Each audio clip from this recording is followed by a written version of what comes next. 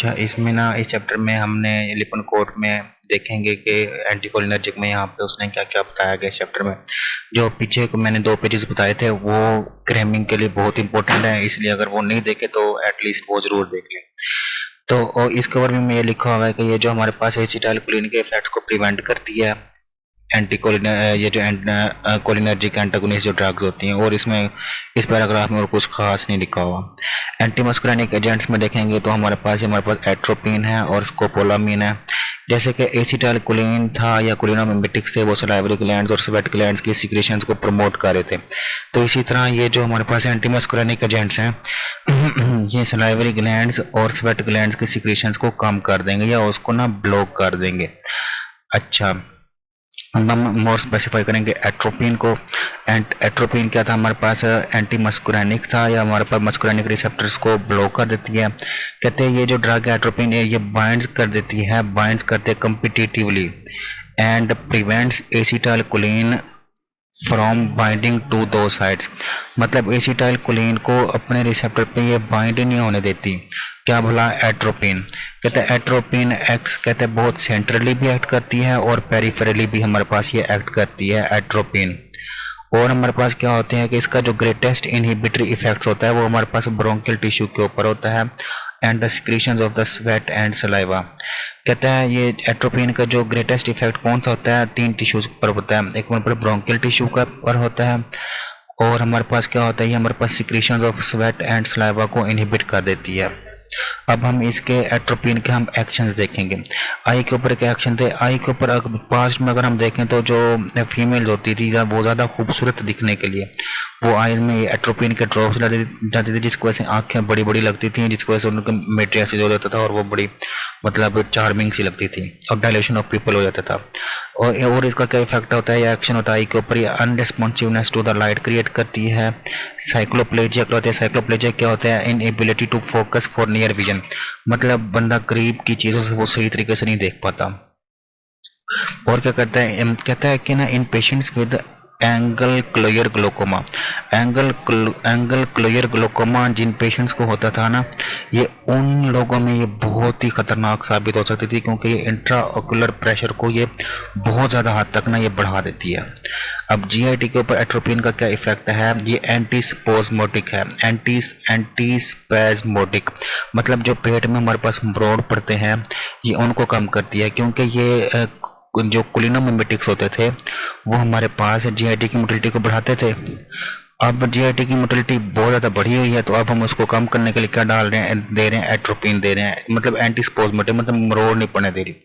और ये activity of GIT tract को ये रिड्यूस करती है। कहता है although gastric motility is reduced, कहता है जीआईटी मोटिलिटी तो कम हो जाती है लेकिन हाइड्रोक्लोरिक एसिड की प्रोडक्शन इससे ज़रा भी असरअंदाज नहीं होती, इसलिए हम इसे पेप्टिक अल्सर के ट्रीटमेंट में यूज़ नहीं करते। वो आपको अगर उस डायग्राम में पाई याद हो तो पायरेंजीपिन जो कि M1 सिलेक्टिव मस्कुरानिक एंटागोनिस्ट था वो रिड्यूस कर रहा था गैस्ट्रिक एसिड सिक्रीशंस को और हमारे पास सलाइवा की सिक्रीशंस को भी कम करेगा। ये नहीं करेगा, ये हमारे पास पायरेंजीपिन हमारे पास स्पेसिफिक है पेप्टिक अल्सर की ट्रीटमेंट में।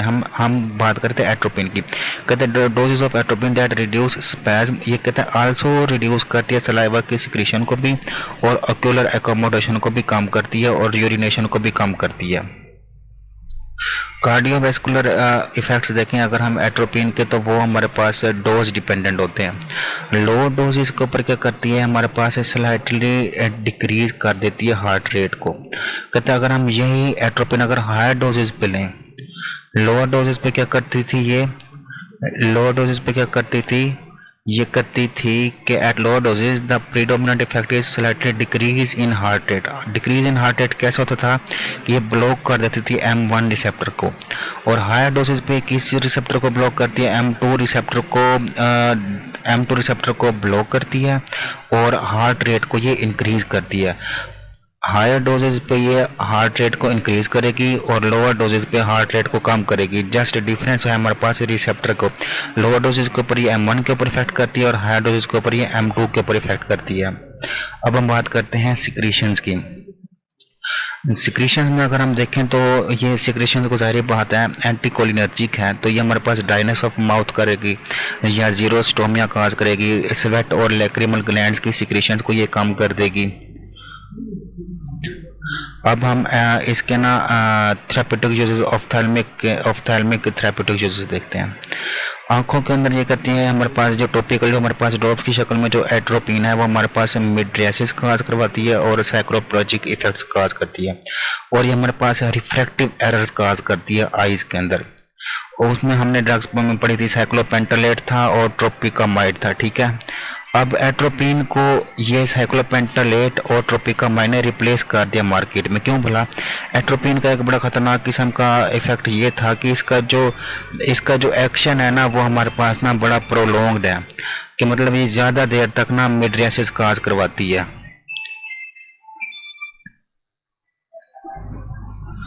ये साइक्लोपेंटालेट और ट्रोपिकामाइड ने मार्केट में से एट्रोपिन को रिप्लेस किया, क्योंकि एट्रोपिन का इफेक्ट 7 से 14 दिन तक रहता था, जबकि इनका साइक्लोपेंटालेट और ट्रोपिकामाइड का जो इफेक्ट है वो 6 से 24 घंटे तक रहता है।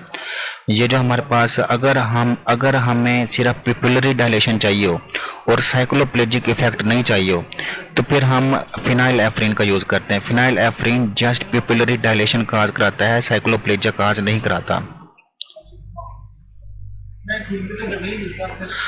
इसका अदर इफेक्ट है एंटी स्पैज्मोटिक, जो हम ऊपर पढ़ चुके हैं कि एंटी स्पैज्मोटिक एजेंट है, स्पैज्मोटिक एजेंट है जीआईटी में। कार्डियोवैस्कुलर में हम इसको यूज़ करते हैं कि ट्रीट करता है ब्रेडिकार्डिया को। एंटी सिक्रेटरी एक्टिविटी में अगर हम देखें तो ये सिक्रीशंस को ब्लॉक करती है secretion upper and lower respiratory tracts, upper respiratory tracts prior to surgery. मतलब ये हम इसको सर्जरी से पहले इसलिए देते हैं ताकि वो जो सिक्रीशन है रेस्पिरेटरी ट्रैक्ट में वो ज़्यादा ना हो और वो जो हवा का जो वे है वो बंद ना हो, मतलब लाइक के एयर पैसेज ब्लॉक ना हो। और हम देखते हैं कि जो एट्रोपिन था, एट्रोपिन को हमने एज एन एंटीडोट यूज़ किया था ऑर्गेनोफॉस्फेट की पॉइजनिंग में। अगर आपको याद हो तो एट्रोपिन 1 to 4 मिलीग्राम, वो मैंने आपको लास्ट वीडियो में बताया भी था। और एट्रोपिन का यूज़ क्या क्या है, ये मशरूम पॉइजनिंग में यूज़ होती है। और इसका क्या यूज़ है कि ये हमारे पास जो एंटीकोलिनेस्ट्रेजेस होते हैं, मतलब जो कोलिनेस्ट्रेज एंजाइम की जो इनहिबिशन कराते हैं, जैसा कि फिजोस्टिगमिन है, फिजोस्टिगमिन की टॉक्सिसिटी में भी ये एज ए एंटीडोट के तौर पर यूज़ होता है। तो ये जो एट्रोपिन है हमें ये मैसिव अमाउंट में रिक्वायर होता है काउंटर एक्ट करने के लिए पॉइजन्स को।